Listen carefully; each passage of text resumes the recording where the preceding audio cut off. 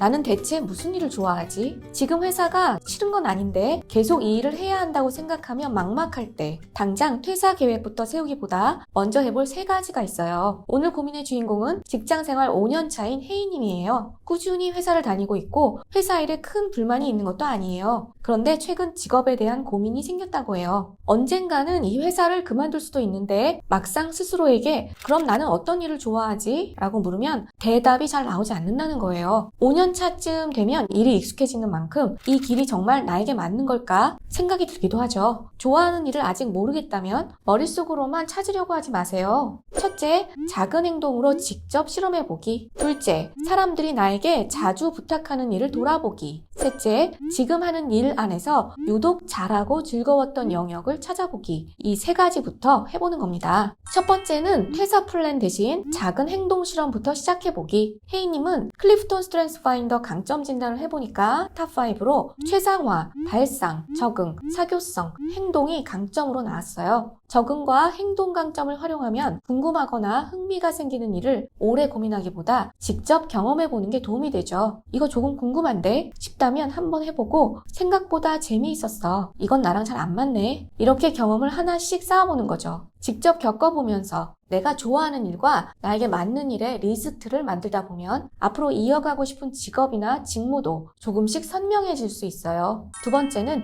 주위 사람들이 나에게 주로 부탁했던 일이 무엇인지 돌아보기. 내가 잘하는 일은 정작 나에게 너무 자연스러워서 특별한 능력이라고 생각하지 못할 때가 있어요. 그런데 주변 사람들은 알고 있을 수 있죠. 이건 네가 잘하니까 한번 봐줘. 이런 건 너한테 물어보면 잘하잖아. 혜인님은 사교성과 최상화 강점을 가지고 있기 때문에 사람들과의 관계 속에서 자신이 빛났던 순간을 찾아보는 것도 좋은 방법이에요. 주변 사람들이 나에게 반복해서 도움을 요청했던 일은 무엇이었는지, 그때 나는 어떤 역할을 했는지 떠올려보세요. 내가 하는 나뿐만이 아니라 남이 보는 나까지 함께 관찰하면 미처 발견하지 못했던 재능이나 장점이 보일 수 있어요. 셋째, 현재 하고 있는 일에서 최상화 포인트를 찾아보기. 직장생활 5년 차라면 그동안 했던 업무 중에 마음에 드는 영역이 있을 거예요. 프로젝트 전체가 아니어도 괜찮아요. 자료를 정리하는 일이 좋았을 수도 있고, 사람들과 아이디어를 나누는 순간이 좋았을 수도 있고, 결과물을 더 좋은 수준으로 끌어올리는 과정에서 성취감을 느꼈을 수도 있죠. 나의 최상화 강점이 최대한 발휘될 수 있는 일들을 찾아보는 거예요.